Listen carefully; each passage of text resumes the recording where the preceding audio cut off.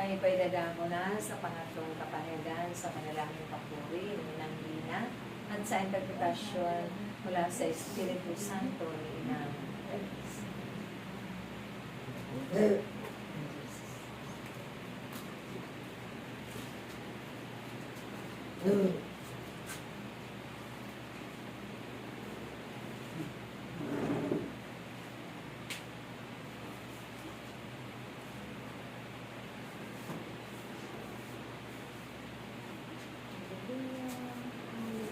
Sumayin niyo ang pag-ibig ng Diyos at kapayapaan. Magalak ang bawat isa at magpasalamat. Dahil nariyan pa, taglay-taglay ninyo ang inyong mga buhay at lina. Sa maraming kaganapan, tunay namin ang Diyos ay buhay na buhay. Diyos na pinaglilingkuran ninyo at laging inusal ng inyong mga labi ang kanyang banal na pangalan. Tinatawag ninyo sa Pino at siya ang laging nasa puso't isipan ng bawat isa. Kaya isang pagpapakita ito ng inyong matibay na pananalig at pananampalataya sa Kanya. Aking mga anak, kayo man ay lumanas ng mga kahirapan sa buhay. Ang lahat ng yan ay pansamantalala. Hindi yan magtatagal at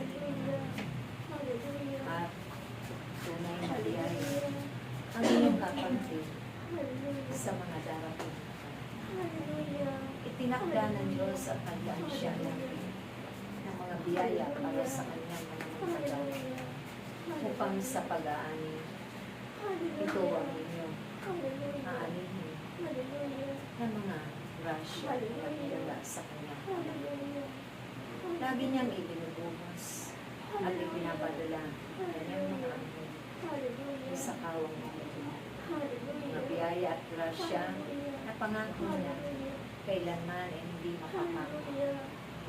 Kaya't kayong lahat ay manalangin na halawa, hindi na lumaong pa na ito'y mapasa kamay na rin upang marami kayong matulungan na inyong mga abang kapatid at bubulin din ninyo sa inyong pagkalit ang mga bagay na ito.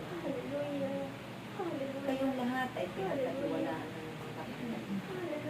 Kaya't pagsulikapan ninyo laging mamunang bawat isa ay mabuti mga pagkabano sa sanglibutan na sa ganon laging maparangalan ang banal na pangalan ng Diyos. Ako si Jesus na nagpataan ng hirap at sakit sa Kalbaryo ng pagdurusa. Kung kaya't huwag ninyong katakutan. Kung kayo man sa pamamagitan ng inyong paglilingkod ay maranasan ninyo ang mga tiisin.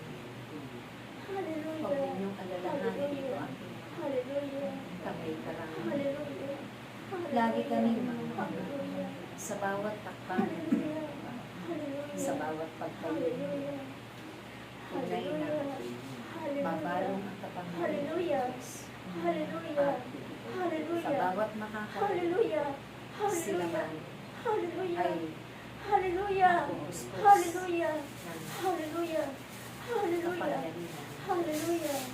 Mabubuksan ang kanilang puso upang maunawaan ang mga bagay na nabubuhay at ito rin ang kanilang maibabahagi kapag natutunan na nila ang lahat ng iyan sa kanilang halaga. Dahil hindi ganun kadali sa kalakad subalit kayo magpanggang sa kanya. Hindi ninyo pinatalaga ang inyong mga pagpuloy. Patuloy na pinagsusumikapan ng aking ito ang buong pag-ibig, buong pag-ibig.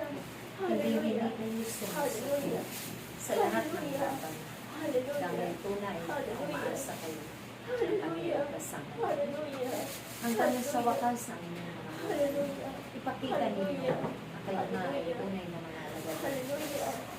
Doon sa inyong mga kapwa-tao, mga pusip at umaalas. Ipanalangin niyo lamang sila. Ipadamahan ninyo ang inyong sa pamamagitan ng iyong mga paggawa. Tunay na makikilala nila ng lubos sa Diyos na may lupa sa kanila. At matututuloy silang umibig, magpatawad hanggang sa wakas ng kanilang buhay. Kaya't aking mga anak, huwag kayong malulubay. Lagi lamang kayong maging masaya. Dahil ang isang alagad ng Diyos ay napupuno lagi ng kagalakan sa bawat paghayo. Bitbitin ninyo doon sa bawat tahanan at ibahagi. Ganun din ang pag-ibig upang ang tahanan niyo hindi lamang matatakan ng banal na pangalan ng Diyos. Matututuloy silang magbibigay sa isa't isa. Makakamtan din nila ang kapayapaan.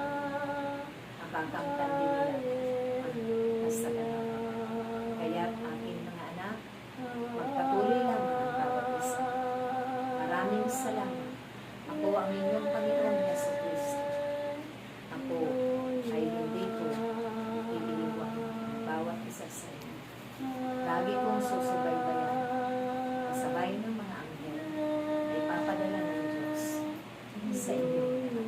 Sa ngalan ng Ama, ng Anak, ng Espiritu Santo. Amen.